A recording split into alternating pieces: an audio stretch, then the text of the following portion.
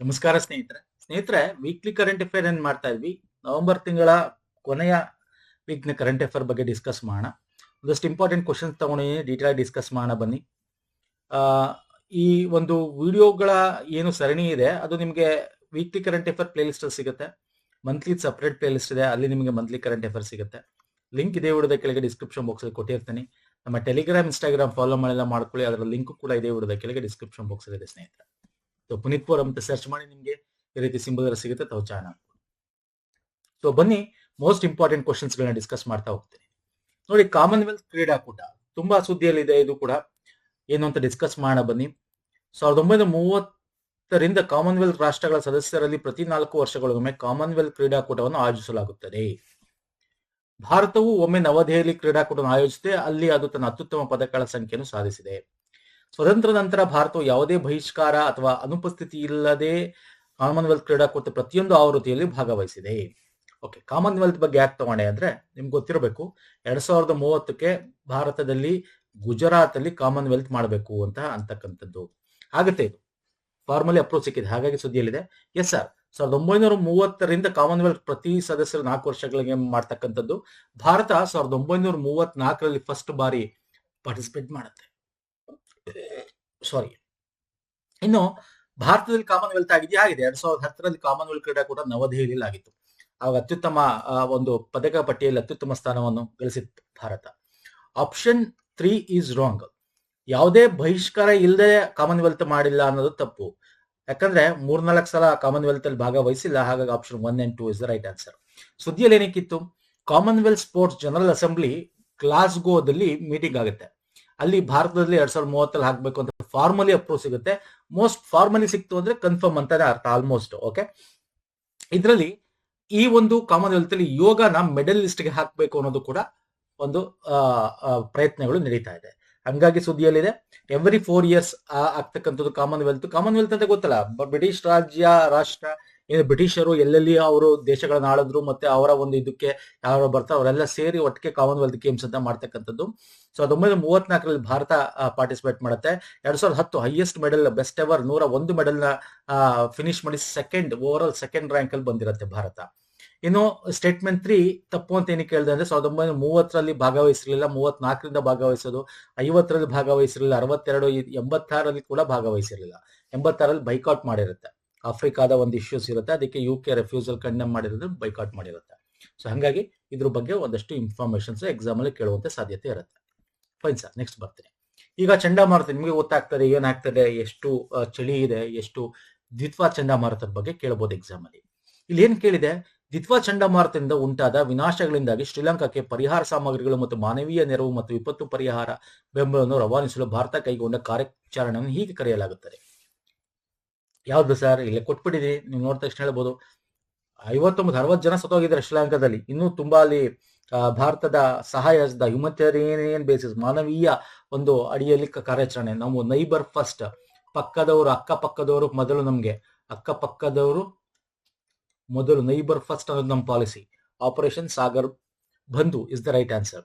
ನೋಡಿ, ಇಲ್ಲಿಗೆ ಭಾರತ ಏನು ಶ್ರೀಲಂಕಾ ಫ್ಲಡ್ಸ್ ಏನು ಸೈಕ್ಲೋನ್ ಇಂದ ಆಯ್ತು, 56ಕ್ಕಿಂತ ಹೆಚ್ಚು ಜನ ಅಲ್ಲಿ ಸತ್ತೋಗ್ತಾರೆ. 43,900 ಜನ, ಓವರ್ 12,000 ಫ್ಯಾಮಿಲಿ ಈ ವೆದರ್ ಕಂಡೀಷನ್ಗೆ ಸಿಕ್ಕಾಕೊಂಡಿರುತ್ತೆ. ಸೊ ಇವನ್ನ ಹೊರತರಬೇಕು.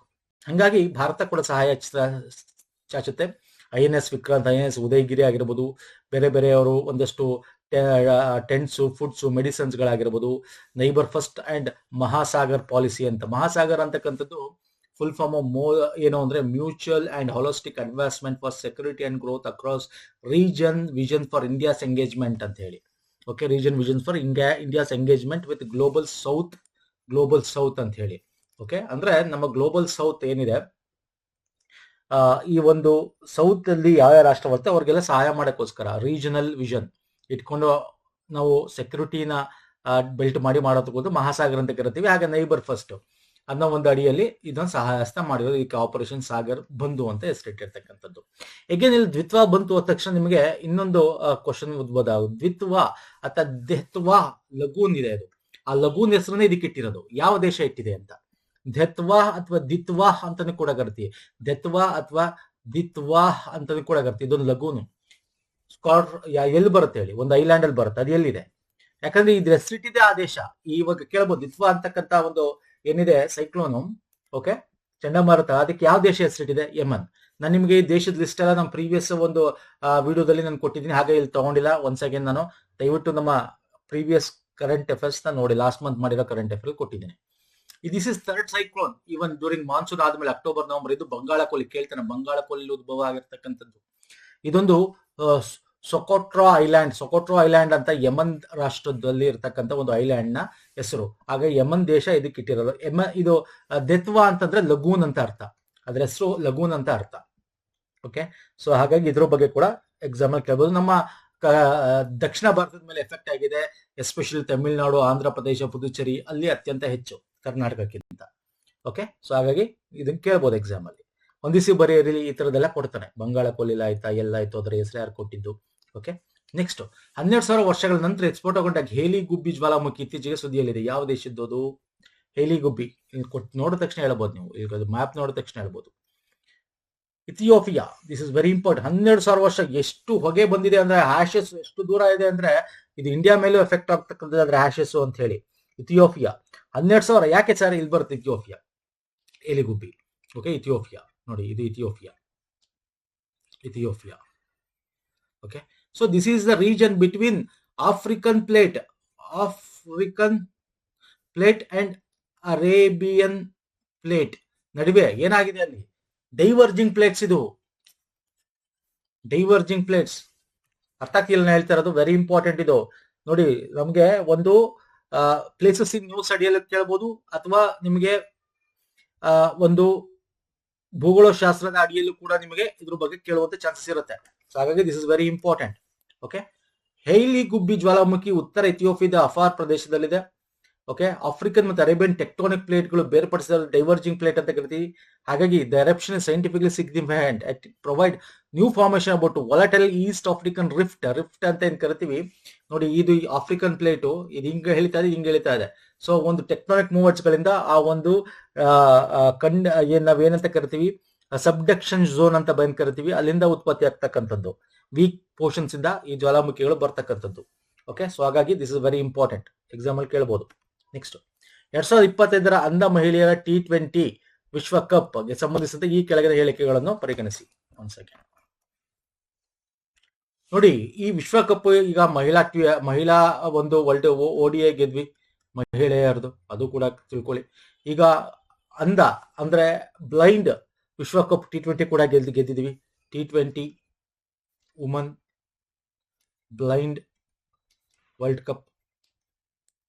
ಇದು ಶ್ರೀಲಂಕಾ ಮತ್ತು ಭಾರತ ಬಾಂಗ್ಲಾದೇಶ ಜಂಟಿಯಾಗಿ ಆಯೋಜಿಸಿದ್ವು. ಭಾರತವು ಅಂತಿಮ ಪಂದ್ಯದಲ್ಲಿ ಶ್ರೀಲಂಕಾವನ್ನು ಸೋಲಿಸಿ ಟ್ರೋಫಿನ ಎತ್ತಿ ಹಿಡಿಯಿತು. This is wrong. ಆಟವನ್ನು ಆಡುವಾಗ ಆಟಗಾರರಿಗೆ ಕೇಳಲು ಸಾಧ್ಯವಾಗುವಂತೆ ಬಾಲ್ ಬೇರಿಂಗ್ ಗಳಿಂದ ತುಂಬಿದ ಬಿಳಿ ಪ್ಲಾಸ್ಟಿಕ್ ಚೆಂಡಿನೊಂದಿಗೆ ಆಡಲಾಗುತ್ತದೆ. ಹೌದು ಸರ್, ಇದು ಪ್ಲಾಸ್ಟಿಕ್ ಚೆಂಡಲ್ಲಿ ಆಡೋದು, ಇವ್ರಿಗೆ ಕಣ್ ಕಾಣಿಸಲ್ಲ ಅಲ್ವಾ. ಸೊ ಹಾಗಾಗಿ ಏನ್ ಮಾಡ್ತಾರೆ, ಪ್ಲಾಸ್ಟಿಕ್ ಚೆಂಡು ಮತ್ತು ಬಾಲ್ ಬೇರಿಂಗ್ ಇರುತ್ತೆ, ಸೌಂಡ್ ಬಾಲ್ ಬಿದ್ರೆ ಸೌಂಡ್ ಗೊತ್ತಾಗ್ಬೇಕು. ಹಾಗೆ option 3 correct, option 1 is wrong. ಯಾಕಂದ್ರೆ ಬಾಂಗ್ಲಾದೇಶ ಅಲ್ಲ, ಭಾರತ ಮತ್ತು ಶ್ರೀಲಂಕಾ ಸೇರಿ ಮಾಡಿರ್ತಕ್ಕಂಥದ್ದು, ಕೇವಲ 1 ಇಸ್ ರೈಟ್ ಆನ್ಸರ್. ಯಾವ್ದು ಅಂದ್ರೆ ಆಪ್ಷನ್ 3. ಓಕೆ, ಸೊ ಇದನ್ನ ಆಯೋಜನೆ ಮಾಡಿದ್ದು ಇಂಡಿಯಾ ಮತ್ತೆ ಶ್ರೀಲಂಕಾ, ಬಾಂಗ್ಲಾದೇಶ ಅಲ್ಲ. ಡೆಲ್ಲಿ, ಬೆಂಗಳೂರು, ಕೊಲಂಬೋದಲ್ಲಿ ನಡೆಯುತ್ತೆ. ಫೈನಲ್ ನೇಪಾಳ್ ಜೊತೆ ಆಗೋದು ಇಂಡಿಯಾ ಮತ್ತೆ ನೇಪಾಳ. ಹಂಗಾಗಿ ಇದ್ರ ಬಗ್ಗೆ ಕೇಳುವಂತ ಚಾನ್ಸಸ್ ಇರುತ್ತೆ. ಇದ್ರ ಜೊತೆಗೆ ಕಬಡ್ಡಿ ವಿಶ್ವಕಪ್ ಕಬಡ್ಡಿ ಮಹಿಳಾ ತಂಡ ಗೆದ್ದಿದೆ. 2ನೇ ವಿಶ್ವಕಪ್ ಮಹಿಳಾ, ಸೆಕೆಂಡ್, ಅದು ಕೂಡ ಎಕ್ಸಾಮ್ ಅಲ್ಲಿ ಕೇಳುವಂತ ಚಾನ್ಸಸ್ ಇರುತ್ತೆ. ಫಸ್ಟ್ ಕೂಡ ಗೆದ್ದಿದ್ವಿ, ಸೆಕೆಂಡ್ ಕೂಡ ಗೆದ್ದಿದ್ವಿ. ನೆಕ್ಸ್ಟ್ ದಿಶಾ ಯೋಜನೆಗೆ ಸಂಬಂಧಪಟ್ಟಂತೆ ಇದು ಸುದ್ದಿಯಲ್ಲಿದೆ. ಯಾಕೆ ಸುದ್ದಿಯಲ್ಲಿತ್ತು? ಸಂವಿಧಾನ ದಿವಸ ನಿಮ್ಗೆ ಗೊತ್ತಿರಬೇಕು, ಸಂವಿಧಾನ ಕಾನ್ಸ್ಟಿಟ್ಯೂಷನಲ್ ಡೇ ಅಂತ ಸೆಲೆಬ್ರೇಟ್ ಮಾಡ್ತೀವಿ 26 ನವೆಂಬರ್ ಅಲ್ವಾ ಸರ್. ಹಂಗಾಗಿ ಇದು ಸುದ್ದಿಯಲ್ಲಿತ್ತು. ಬನ್ನಿ ನೋಡೋಣ ಏನಿದೆ. ಕಾನೂನು ಮತ್ತು ನ್ಯಾಯ ಸಚಿವಾಲಯವು ಈ ಯೋಜನೆ ನೋಡಲ್ ಸಚಿವಾಲಯವಾಗಿದೆ. ವಿವಿಧ ಕಾನೂನು ಜಾಗೃತಿ ಯೋಜನೆಗಳ ಮೂಲಕ ಸುಲಭ ಪ್ರವೇಶಿಸಬಹುದಾದ, ಕೈಗೆಟುಕುವ ಮತ್ತು ನಾಗರಿಕ ಕೇಂದ್ರಿತ ಕಾನೂನು ಸೇವೆಯನ್ನು ಒದಗಿಸುವ ಗುರಿಯನ್ನು ಇದು ಹೊಂದಿದೆ. 2 ಆಪ್ಷನ್ಸ್ ಕೂಡ ಇಲ್ಲಿ ಕರೆಕ್ಟ್.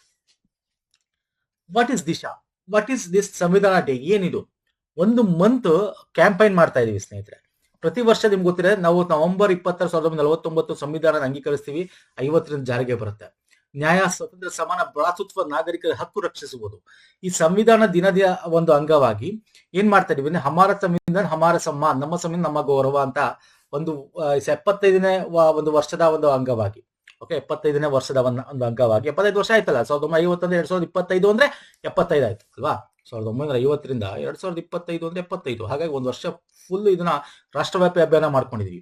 ಸ್ವಾಭಿಮಾನ್ ಅಂದ್ರೆ ಸಂವಿಧಾನವನ್ನ, ಪ್ರಜ್ಞೆವನ್ನ, ಅವೇರ್ನೆಸ್ ಅನ್ನ ಏನು ಅಂತ ಜನರಿಗೆ ಕೊಡ್ತಕ್ಕಂಥದ್ದು. ಅದರ ಕಾನೂನು ಏನೇನು ಹೇಳುತ್ತೆ, ಕಾನೂನ ಸಾಕ್ಷರತೆ, ಕಾನೂನು ಅವೇರ್ನೆಸ್ ಇರಬೇಕು, ಮತ್ತೆ ಅವ್ರಿಗೆ ಉಚಿತ ಕಾನೂನು ಸಿಗ್ಬೇಕು, ನಿರಂತರವಾಗಿ ಸರ್ಕಾರ ಸೇವೆಗಳು ಸಿಗಬೇಕು, ಕಾನೂನು ತುಂಬಾ ಏನೇನು ಸಿಗ್ಬೇಕು ಅದೆಲ್ಲ ಒಂದು ಅವೇರ್ನೆಸ್ ನ ಮೂಡಿಸ್ತಕ್ಕಂಥದ್ದು.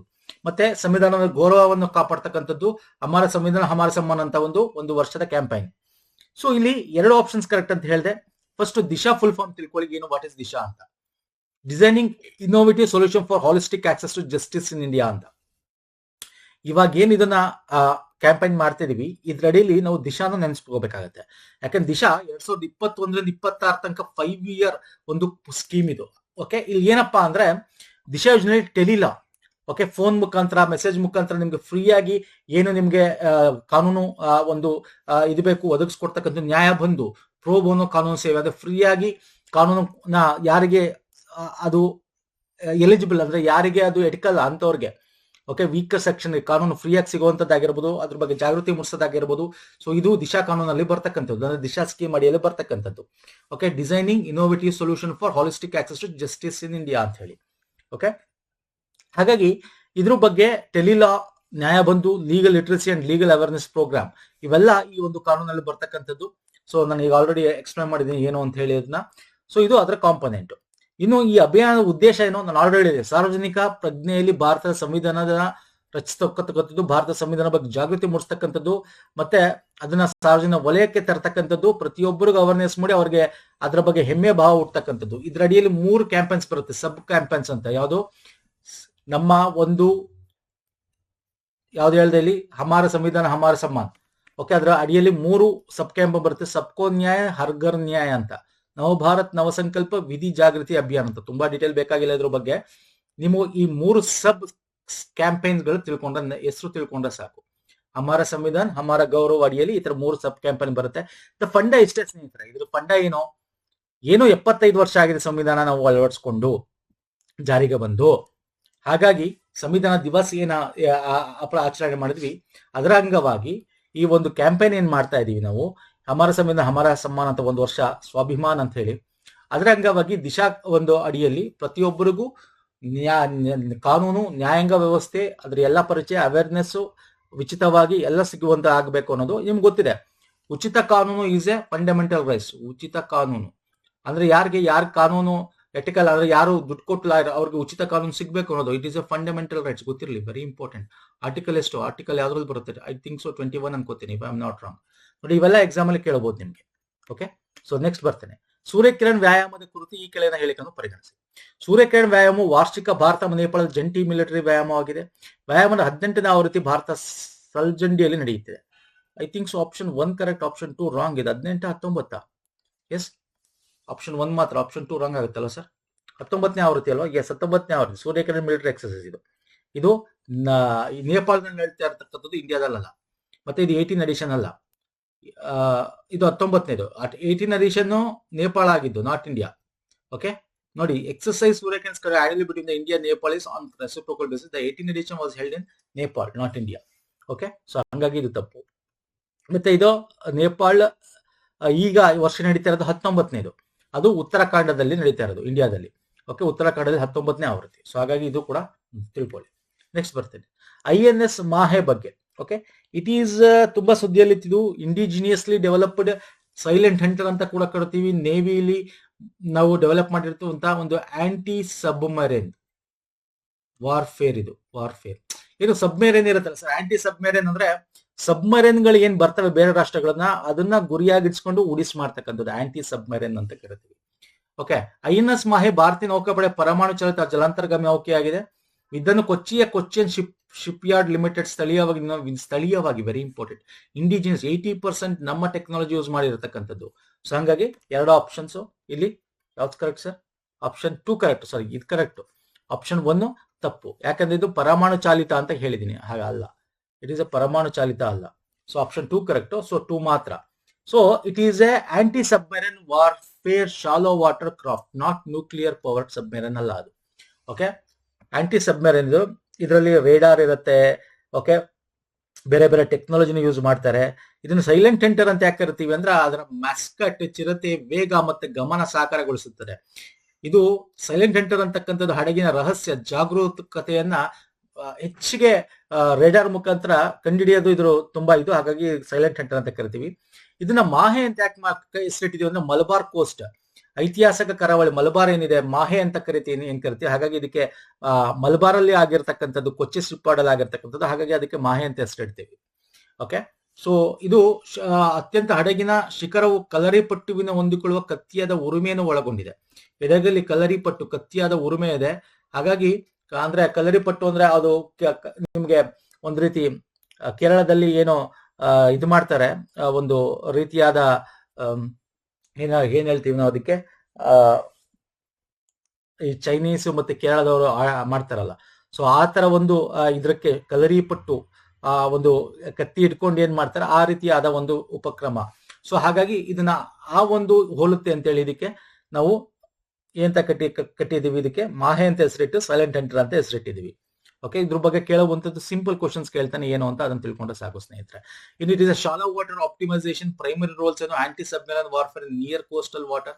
ನಮ್ಮ ಕೋಸ್ಟಲ್ ಕಡೆ ಯಾವ್ದಾದ್ರು ಬಂದ್ರೆ ಸಬ್ಮರ್ಗಳು ಒಳಗಿಂದ ಬಂದು ಕಂಡುಹಿಡಿತಕ್ಕಂಥದ್ದು, ಮತ್ತೆ ನಮ್ಮ ಕೋಸ್ಟಲ್ ಪ್ಯಾಟ್ರೋಲ್ ಅಂದ್ರೆ ಏನು ಒಂದು ಗಸ್ತು ತಿರುತ್ತಕ್ಕಂಥದ್ದು, ಸರ್ವೆಲೆನ್ಸ್ ಮಾಡ್ತಕ್ಕಂಥದ್ದು ಇದರ ಕೆಲಸ ಆಗಿದೆ ಸ್ನೇಹಿತರೆ. Low noise, low RCS, enhanced agility ಇರ್ತಕ್ಕಂಥ ಸ್ಟೆಲ್ತ್ ಫೀಚರ್ ಇರತಕ್ಕಂಥ ಒಂದು ಸಬ್ಮೆರೈನ್ ಇದು. ನೆಕ್ಸ್ಟ್, ಇತ್ತೀಚೆಗೆ ಸುದ್ದಿಗಳಲ್ಲಿ ಕಾಣಿಸಿಕೊಂಡ ನೈ ಚೇತನ 4.0.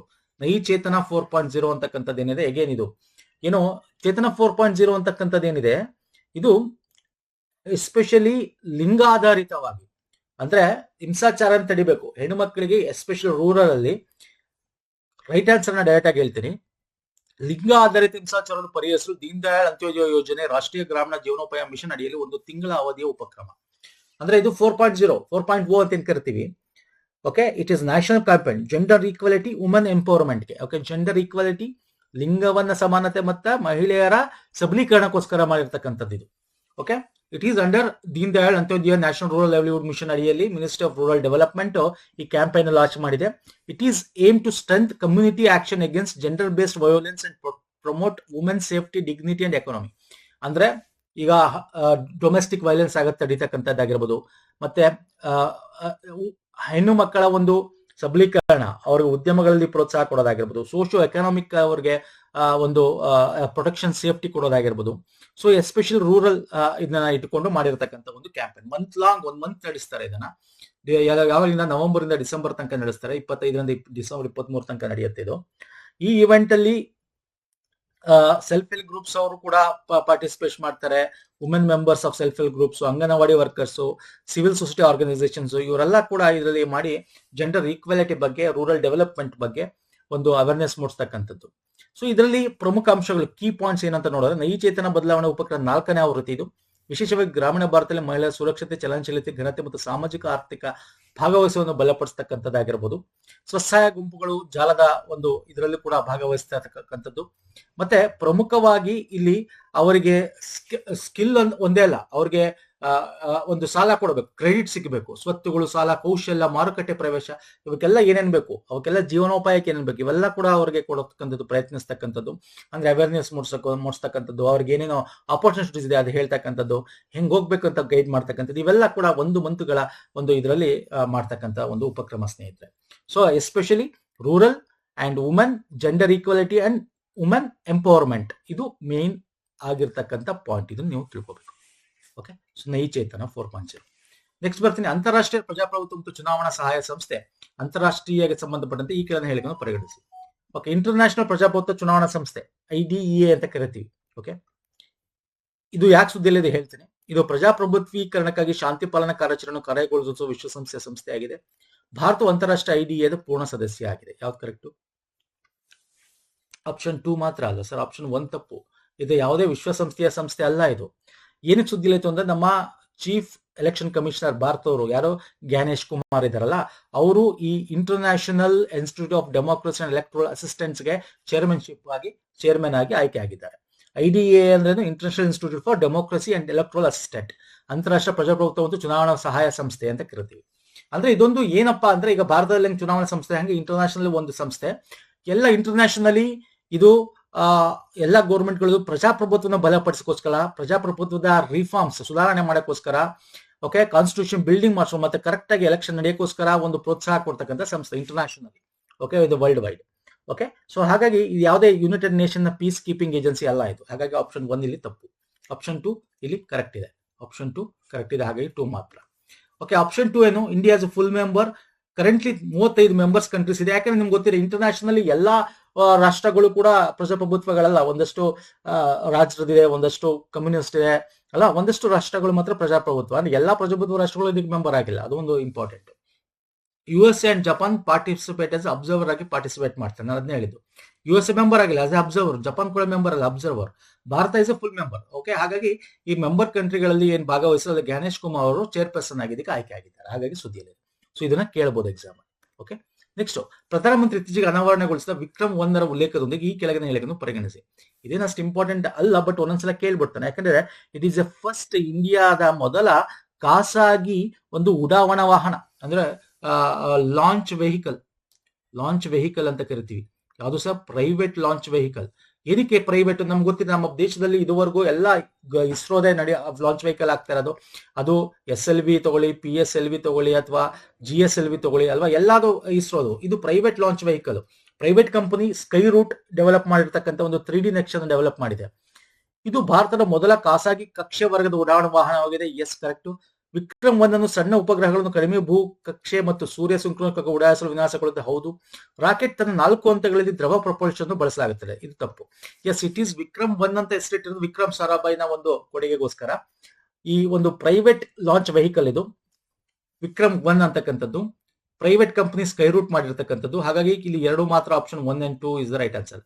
ಇಲ್ಲಿ 3ನೇದು ಯಾಕೆ ತಪ್ಪು ಅಂದ್ರೆ 4 ಹಂತಗಳೇನಿರುತ್ತೆ ಅದ್ರಲ್ಲಿ 3 ಸಾಲಿಡ್, 1 ಲಿಕ್ವಿಡ್ ಇದೆ. ಓಕೆ, ಇದನ್ನ ಪ್ರಧಾನಮಂತ್ರಿಗಳು ಇನಾಗ್ರೇಟ್ ಮಾಡ್ತಾರೆ. Skyroot aerospace infinity campus Hyderabad ಅಲ್ಲಿ. First India's privately built rocket. ಇದು privately built rocket. It will be placed in the low earth orbit, synchronous orbit, small satellite mission ಗೋಸ್ಕರ ಯೂಸ್ ಮಾಡ್ತಕ್ಕಂಥ ಒಂದು rocket ಇದು. ಇದು 4 ಸ್ಟೇಜ್ ಇದೆ ಸ್ನೇಹಿತರೆ. Only upper stages liquid propulsion. The first 3 stages uses solid booster, not liquid propulsion.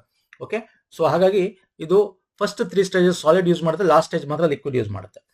Sky root Vikram rocket 350 kg to low earth orbit and 260 kg sun synchronous orbit ಗೆ carry ಮಾಡ್ತಕ್ಕಂಥ capacity ಇರ್ತಕ್ಕಂಥ ಒಂದು rocket ಇದು, launch vehicle ಇದು. Okay, ಹಾಗಾಗಿ this is very important ಸ್ನೇಹಿತರೆ. Exam ಅಲ್ಲಿ ಕೇಳುವಂತ, ಸಿಂಪಲ್ ಆಗಿ ಕೇಳುವಂತ ಚಾನ್ಸಸ್ ಇರುತ್ತೆ. ಇದು ಒಂದ್ಸಲ ಬಿಲ್ಡ್ ಆಗಿ, ಇದು 3D ಒಂದು ಅನಾವರಣ ಆಗಿರೋದು. ಇದನ್ನ ಕಂಪ್ಲೀಟ್ ಬಿಲ್ಡ್ ಆಗಿ ಇದನ್ನ ಲಾಂಚ್ ಮಾಡ್ತೀವಲ್ಲ, ಅವಾಗ ಇದ್ರ ಬಗ್ಗೆ ಹೆಚ್ಚು ಕ್ವಶನ್ಸ್ ಬರ್ತವೆ. ಅವಾಗ ಇದ್ರ ಬಗ್ಗೆ ಇನ್ನೂ ಡೀಟೇಲ್ ಸಿಗ್ತದೆ ನಮಗೆ. ಈಗ ಜಸ್ಟ್ ಮೋದಿ ಅವರು ಇದನ್ನ ಇನಾಗ್ರೇಟ್ ಮಾಡಿದರೆ, ಫಸ್ಟ್ಲಿ ಪ್ರೈವೇಟ್ಲಿ ಬಿಲ್ಟ್ ಆಗಿರ್ತಕ್ಕಂಥದ್ದು. ಹಂಗಾಗಿ ಸುದ್ದಿಯಲ್ಲಿದೆ. ಸೊ ಇದನ್ನ ನೋಡ್ಕೊಳ್ಳಿ ಎಕ್ಸಾಮ್ಗೆ. ಒಂದಷ್ಟು ಇಂಪಾರ್ಟೆಂಟ್ ಡಿಸ್ಕಸ್ ಮಾಡಿದ ಸ್ನೇಹಿತರೆ. ಇಷ್ಟ ಆಗಿದೆ ಅನ್ಕೊಂಡು ಇಷ್ಟ ಆಗಿರೋ ಲೈಕ್ ಮಾಡಿ, ಶೇರ್ ಮಾಡಿ, ಸಬ್ಸ್ಕ್ರೈಬ್ ಮಾಡ್ಕೊಳ್ಳಿ. ಪ್ರೀವಿಯಸ್ ಮಾಡಿರ್ತಕ್ಕಂಥ ಎಲ್ಲಾ ಒಂದು ವೀಕ್ಲಿ ಕರೆಂಟ್ ಅಫೇರ್ಸ್ಗಳು ನಮ್ಮ weekly current affair play list ಸಿಗುತ್ತೆ. ಮಂತ್ಲಿ ಪ್ಲೇ ಲಿಸ್ಟ್ ಅಲ್ಲಿ ಸಿಗುತ್ತೆ. ಓಕೆ, ಎಲ್ಲ ಲಿಂಕ್ಸ್ ಗಳನ್ನ ಇದೇ ವಿಡಿಯೋದ ಕೆಳಗೆ ಡಿಸ್ಕ್ರಿಪ್ಷನ್ ಬಾಕ್ಸ್ ಅಲ್ಲಿ ಕೊಡ್ತೀನಿ. ಅಂಡ್ PDF ನಮ್ಮ ಟೆಲಿಗ್ರಾಮ್ ಅಲ್ಲಿ ಸಿಗುತ್ತೆ. ಎಲ್ಲ ಒಂದು ವೀಕ್ಲಿ ಮಂತ್ಲಿ ಎಲ್ಲ ಕೂಡ ಪ್ರೀವಿಯಸ್ ಆಗಿರಬಹುದು. ನಮ್ಮ ಟೆಲಿಗ್ರಾಮ್, ಇನ್ಸ್ಟಾಗ್ರಾಮ್ ಫಾಲೋ ಮಾಡಿಲ್ಲ ಮಾಡ್ಕೊಳ್ಳಿ. ಓಕೆ, ಪುನೀತ್ ಫೋರಂ ಅಂತ ಹೇಳಿ. ನೆಕ್ಸ್ಟ್ ವಿಡಿಯೋದಲ್ಲಿ ಪುನಃ ಸಿಗ್ತೀನಿ. ನಮಸ್ಕಾರ, ಧನ್ಯವಾದಗಳು. ಥ್ಯಾಂಕ್ ಯು ಸೋ ಮಚ್ ಸ್ನೇಹಿತರೆ.